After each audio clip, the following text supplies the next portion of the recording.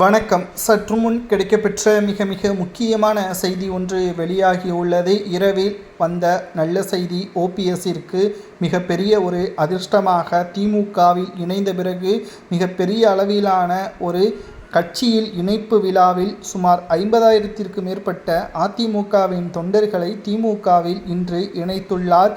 அதில் எடப்பாடி பழனிசாமியே கடுமையாக ஓபிஎஸ் அவர்கள் விமர்சனமும் செய்துள்ளார்.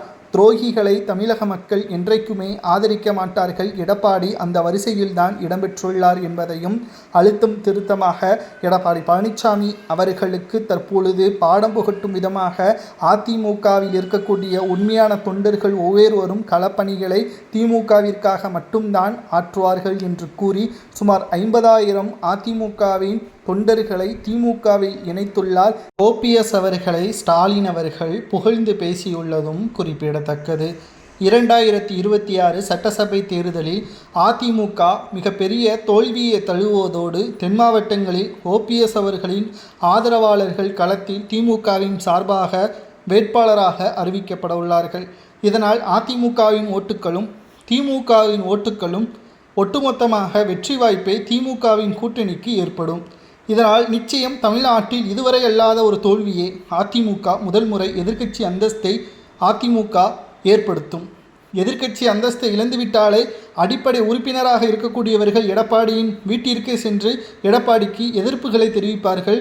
அதிமுகவின் தலைமை தலைகீழாக மாறும், கூட்டணி சுக்குநூறாக உடையும். முழுமையாக நாம் சொல்லப்போனால் அடுத்து வருகின்ற தேர்தலில் பாஜகவின் தலைமையில் அதிமுக கூட்டணி வைத்தாலும் ஆச்சரியப்படுவதற்கில்லை என்பதை இணைப்பு விழாவின் பொழுது ஓபிஎஸ் பேசியுள்ளது பரபரப்பையும் அதிமுகவின் அரசியலில் சலசலப்பையும் ஏற்படுத்தியுள்ளது. 3 முறை முதல்வராக ஓபிஎஸ் அவர்கள் இருந்துள்ளார். அவரை திமுகவில் இணைத்தது ஸ்டாலின் அவர்களது சாணக்கியம் என்று பரவலாக அரசியல் விமர்சகர்கள் கூறி வருகிறார்கள். இதற்கு காரணம் யார் தெரியுமா? எடப்பாடி பழனிசாமி மட்டும்தான். எடப்பாடி பழனிசாமி அவர்கள் தனது கையில் அதிமுக இருக்க வேண்டும், அதிகாரங்கள் இருக்க வேண்டும். எடப்பாடி பழனிசாமி அவர்கள் நினைத்தது என்ன தெரியுமா?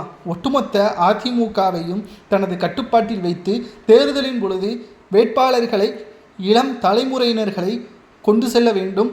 ஜெயலலிதா அவர்கள் எப்படி கட்டுக்கோப்பாக ஒரு அடிமையாக வைத்திருந்தாரோ அதேபோல் தானும் வைக்க வேண்டும் என்ற ஆசை.